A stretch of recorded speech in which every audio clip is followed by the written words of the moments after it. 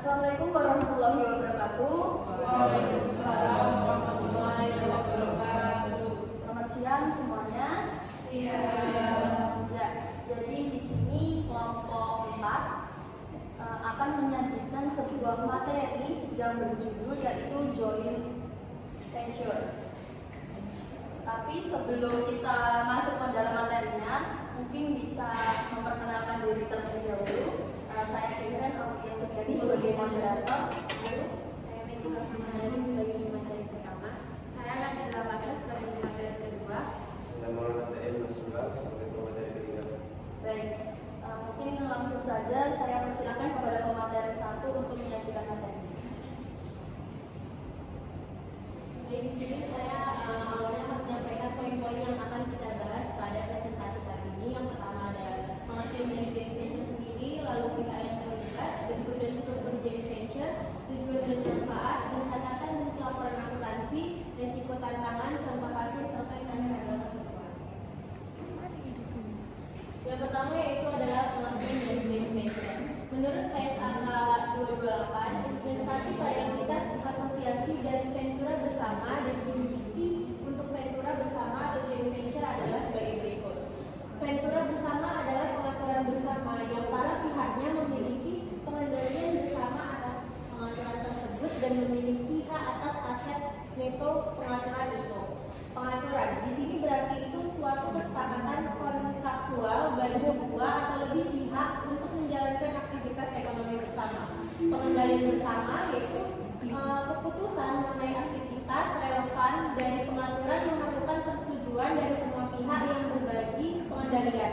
Lalu hak atas aset neto pengaturan yaitu para pihak memiliki klaim atas hasil bersih atau aset dikurangi liabilitas dari venture tersebut, bukan hak atas aset ataupun liabilitas secara terpisah. Lalu yaitu ada pihak yang terlibat dalam joint venture. Kedua pihak yang terlibat disebut sebagai venturer, yaitu pihak yang memiliki pengendalian bersama atas ventura tersebut dan memiliki hak atas aset neto hasil kerjasama. Setiap venturer akan mencatat investasinya menggunakan metode ekuitas pada laporan keuangan. Yang pertama ada pihak investor atau pemilik modal, itu memberikan kontribusi berupa dana, aset tetap atau sumber daya finansial lainnya untuk menjalankan kegiatan usaha. Contohnya, perusahaan memiliki modal besar tetapi kurang memiliki akses pasar lokal. Lalu yang kedua ada pihak operasional atau teknis, yaitu pihak yang memiliki keahlian, teknologi atau pengalaman di bidang tertentu yang dibutuhkan dalam proyek joint venture. Contohnya perusahaan teknologi atau manufaktur yang membawa know-how. Lalu yang ketiga ada pihak lokal atau strategis. Biasanya perusahaan dalam negeri yang memberikan dukungan dalam hal perizinan, jaringan pasar, tenaga kerja, dan distribusi. Contohnya itu mitra lokal yang membantu perusahaan asing menyesuaikan diri dengan regulasi dan budaya bisnis di Indonesia. Lalu ada bentuk dan struktur dari joint venture. Bentuknya itu yang pertama ada equity joint venture berbentuk entitas baru. Para pihak itu sepakat mendirikan perusahaan baru, biasanya itu berbentuk PT. Masing-masing pihak menanamkan modal sesuai proporsi kesepakatan, misalnya 60/40 atau 50/50. Entitas baru ini memiliki status hukum terpisah dari perusahaan induknya. Kelebihannya itu lebih terstruktur dan mudah dikelola secara hukum. Contohnya PT Toyota Astra Motor, kerjasama Toyota Motor Corp dan Astra International. Lalu non equity joint venture, kerjasama kontraktual. Itu tidak berbentuk entitas baru, kerjasama dilakukan berdasarkan perjanjian kontrak untuk proyek tertentu, misalnya pembangunan infrastruktur atau eksplorasi minyak. Para pihak berbagi biaya, resiko dan juga hasil sesuai kesepakatan. Kelebihannya lebih fleksibel dan cepat dibentuk. Contohnya kerjasama kontrak antara dua perusahaan konstruksi untuk membangun jembatan besar. Sekian dari saya kembalikan ke moderator. Baik, terima kasih atas pemateri 1. Materi selanjutnya akan dibacakan oleh pemateri kedua. Silakan. Yaitu mengenai struktur kepemilikan dan pengendalian. Yang pertama adanya proporsi kepemilikan modal biasanya ditentukan dalam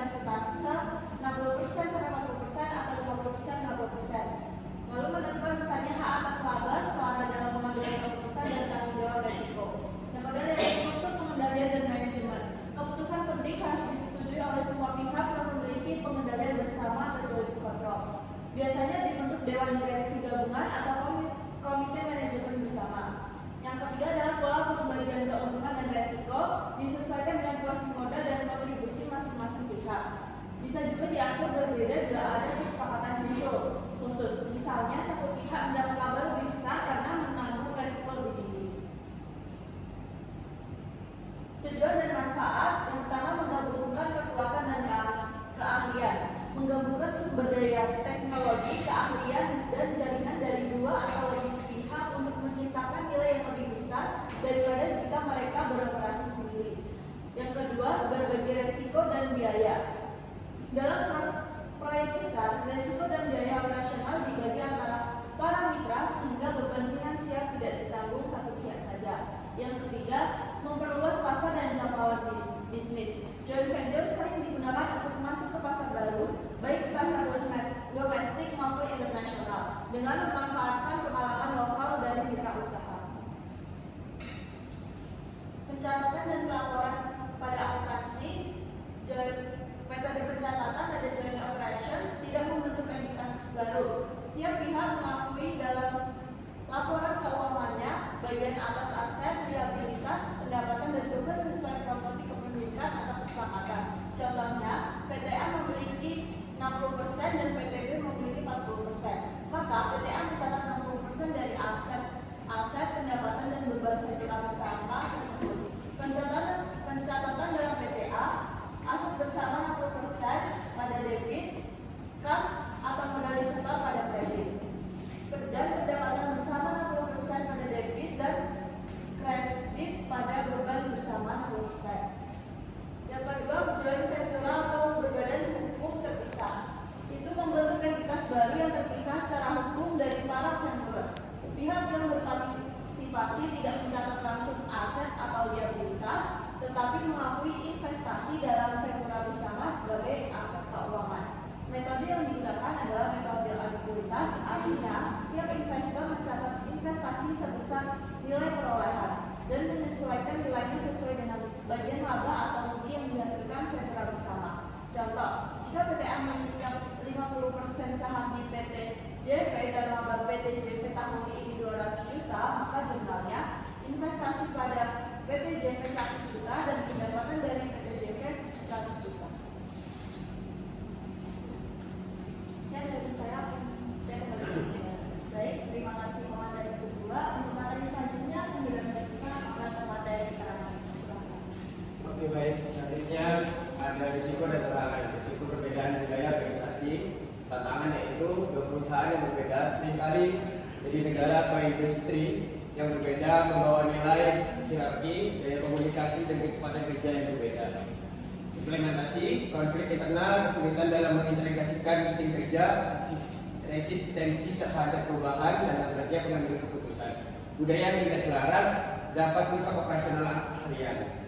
Yang kedua yaitu ada perbedaan tujuan jangka panjang antara mitra. Tantangannya yaitu awalnya mitra memiliki tujuan jangka pendek yang sama, misal masuk ke pasar baru.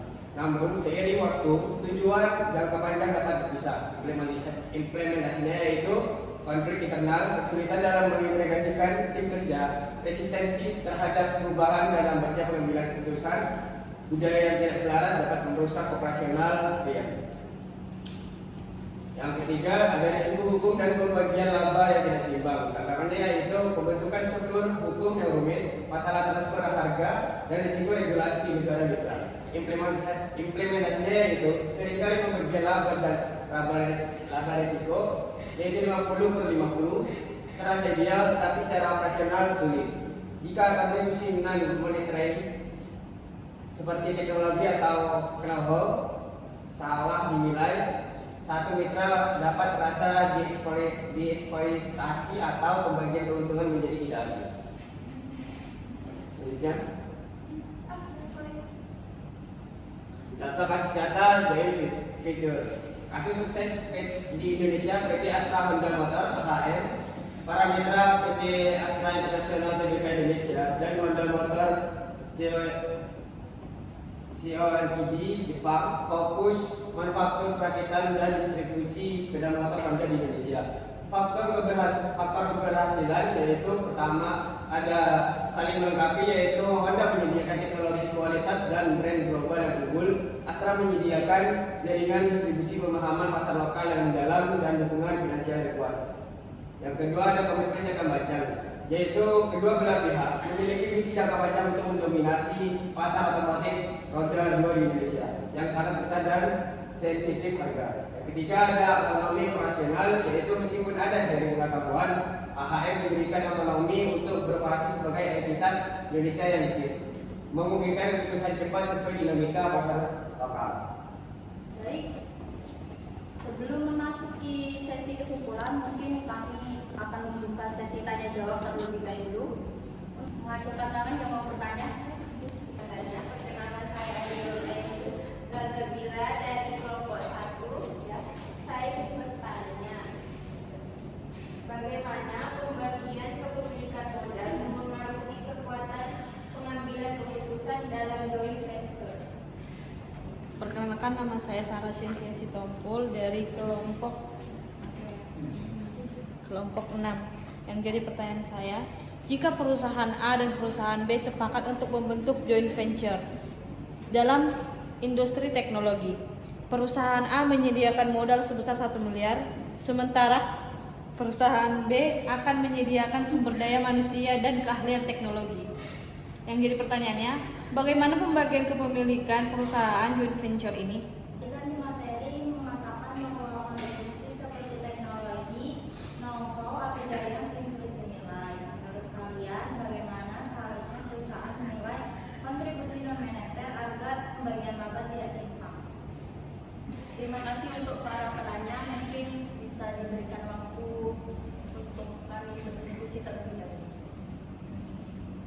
Baik, di sini kami akan menjawab pertanyaan dari para penanya. Untuk pemateri terakhir bisa menjawab pertanyaan dari kami. Oke, baik, di sini saya izin sebelumnya untuk menjawab pertanyaan dari Kak Nurul. Bagaimana pembagian kepemilikan modal mempengaruhi kekuatan pengambilan keputusan dalam joint venture? Yaitu yang pertama ada porsi kepemilikan sama dengan porsi hak suara. Yaitu semakin besar modal, semakin besar kontrol dalam keputusan operasional. Yang kedua, mayoritas pengendalian keputusan biasanya pemilik 60-70%. Biasanya dapat menentukan keputusan operasional dan menunjuk lebih banyak direksi.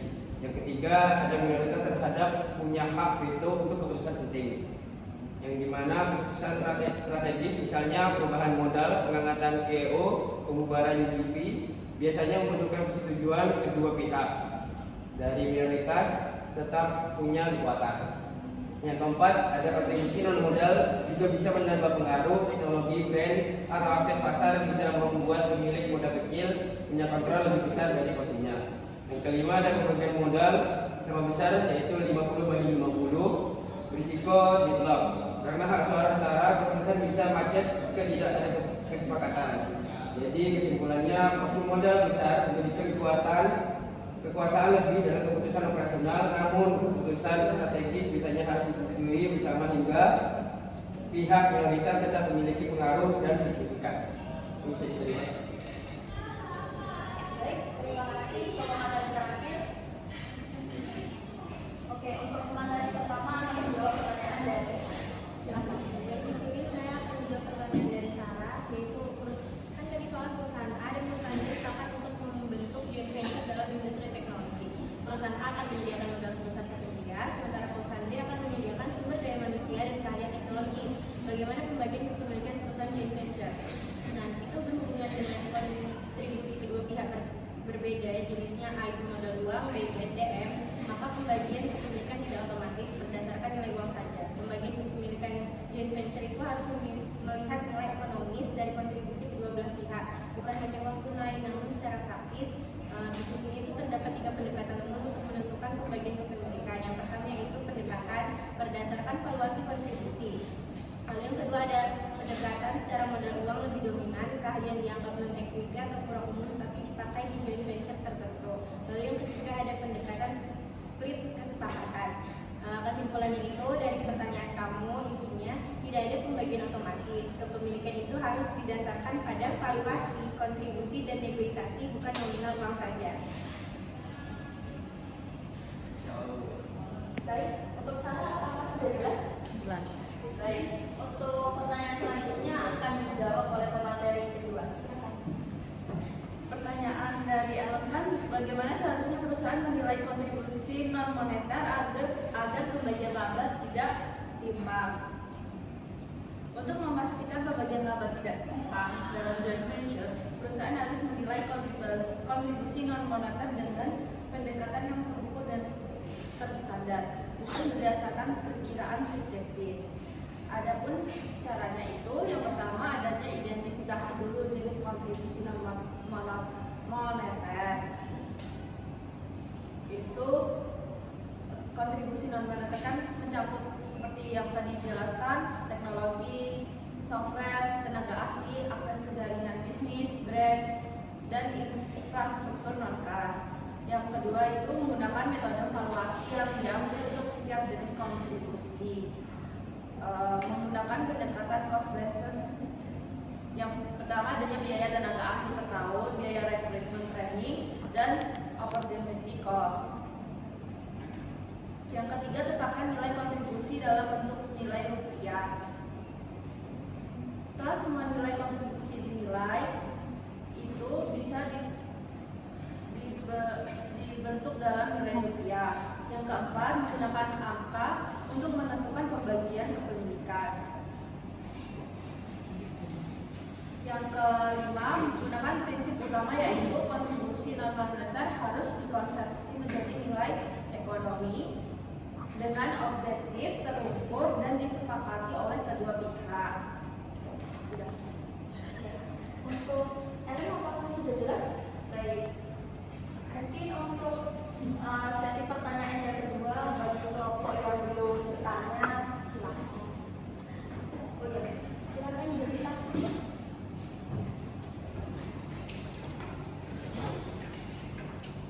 Perkenalkan, saya cerita dari kelompok 3. Pertanyaan saya itu, apabila ada dua perusahaan yang melakukan joint venture, nah apa yang akan terjadi kalau salah satu perusahaan terlambat menyiapkan modal dalam joint venture dan bagaimana cara mengatasinya?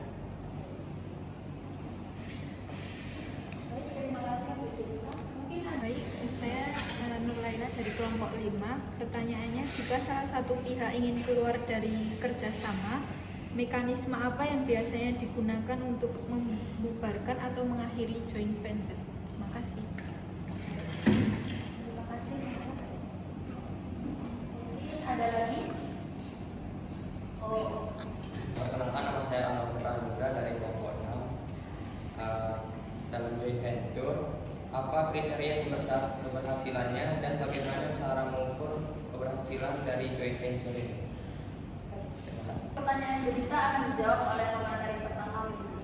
Silakan. Jadi ketika apabila ada dua perusahaan yang melakukan joint venture, yang terjadi salah satunya ketika perusahaan terlambat menyerahkan modal dan bagaimana cara mengatasinya. Dalam perjanjian joint venture itu biasanya kontribusi modal adalah kewajiban utama. Jika salah satu pihak terlambat dapat memunculkan beberapa konsekuensi seperti pelanggaran perjanjian, kepemilikan dan voting tertunda, keterlambatan operasional joint venture, kewajiban membayar denda atau bunga, partner lain bisa menutupi sementara, pengurangan hak atau dilunasi saham. Dan untuk cara mengatasinya itu kita dapat melakukan beberapa cara. Yang pertama itu periksa perjanjian joint venture. Terus yang kedua lakukan addendum jika keterlambatan dapat ditoleransi. Yang ketiga memberikan surat peringatan resmi. Lalu yang keempat opsi penyetoran sementara oleh partner lain. Yang kelima media atau negosiasi. Yang keenam itu penegakan sanksi dalam joint venture. Baik, untuk cerita apakah sudah bisa diterima? Baik, terima kasih.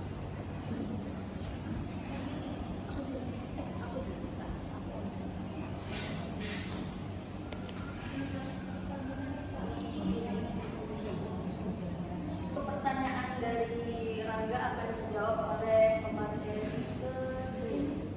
Silakan, Rangga. Tadi kan Rangga bertanya kriteria keberhasilan dan cara mengukur keberhasilan joint venture. Kriteria keberhasilan joint venture itu berhasil jika dapat memasuki pasar baru, menghasilkan teknologi baru, memperluas jaringan distribusi, dan tercapainya tujuan masing-masing perusahaan. Terus cara mengukur keberhasilan joint venture itu secara finansial itu menggunakan ROI, laba bersih, rasio biaya terhadap pendapatan, dan arus kas operasional.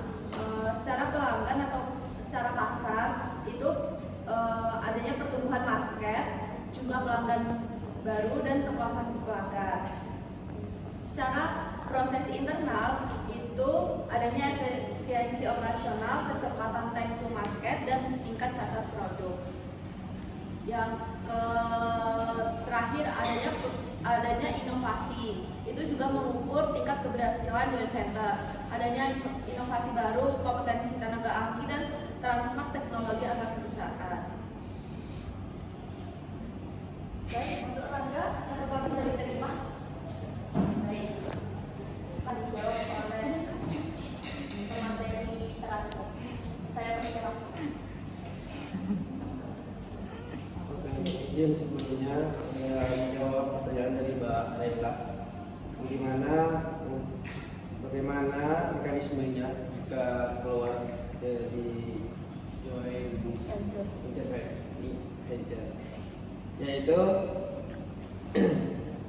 JV tetap berjalan menggunakan mekanisme share transfer, buyout, ROFR atau ROFO, call option, atau shotgun clause. JV dibubarkan yaitu mengikuti klausul terminator dalam JVN. Keputusan RUPS untuk JV berbentuk PT. Proses likuidasi dan pembagian aset atau pencoretan badan hukum. Baik, untuk Laila. Baik.